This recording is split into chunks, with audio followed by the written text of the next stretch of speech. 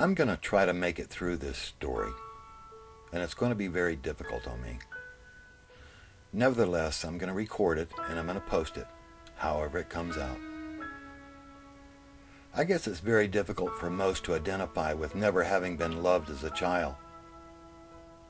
I must have been 11 or 12 years old when this incident happened. It was the first time in my life ever that I ever felt that someone might care about me. The name of the story is Who Cares? I can already feel myself getting emotional already. I sat there watching her as she read the local newspaper, I in a chair, and her on her antique couch in her living room.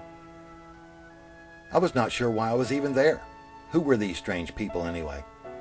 Why would they invite a total stranger into their home and give them food and a place to sleep? It was true that I was just a kid, but still that made no difference. They were still strangers to me. There had to be a catch somewhere. There had to be something in it for them. No one is kind to someone for no reason at all. I would glance at the television, and then once in a while I would look back at her face. I watched as she read the newspaper, and the expression changed on her face.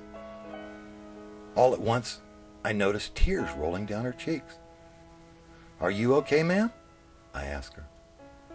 She reached over and she picked up a tissue, and she wiped her eyes, and then she looked directly at me.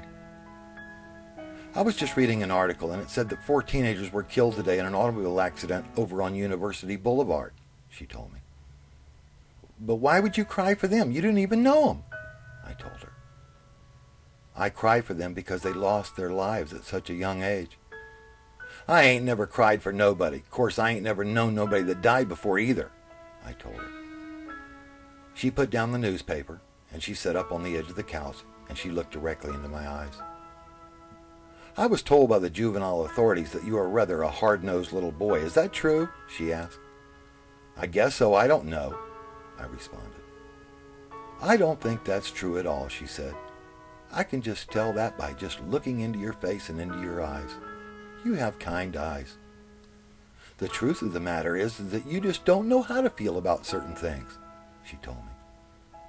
I just sat there not having the slightest idea what to say, so I said nothing back to her. She just sat there staring at me. I looked down at the carpet, and then I turned my head and I began to watch the television. "Let me get us a Coca-Cola and let's go out on the front porch," she said as she got up from the couch. I really didn't want to go out on the porch. I knew that I'd be asked a bunch of dumb questions that I could not possibly answer. I just wanted to be left alone until I returned to the juvenile shelter the next morning. Nevertheless, I got up and I walked out onto the porch, and I just stood there waiting for her to return. The next thing I know, it was 4 o'clock in the morning. She and I had talked for almost 5 hours. I really don't remember what all was said.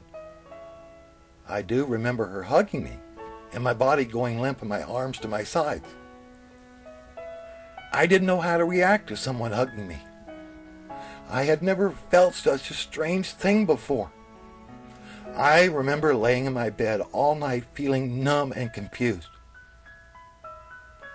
I think I tried to cry, but I just couldn't. My life continued to spiral out of control for many years after that. I made my way to the reform school jail and then finally to prison at age 21. I walked out of prison on February the 6th, 1969 at age 24, and I never got into trouble again. That has been probably 35, 36, or 37 years ago this last February. I do know this: whatever I've accomplished in my life is due to that woman putting her arms around a very confused juvenile delinquent that night. A lady who later became my foster mother. A stranger who took the time to make me feel that I had a worth in the world. And she made me feel that I was worth talking to, that I was worth giving a bottle of Coca-Cola. It is really amazing to me how much money this country and the states spend on unwanted children like me. That woman accomplished more in 5 hours than did the state in 14 years. All for the price of a Coca-Cola and one free hug.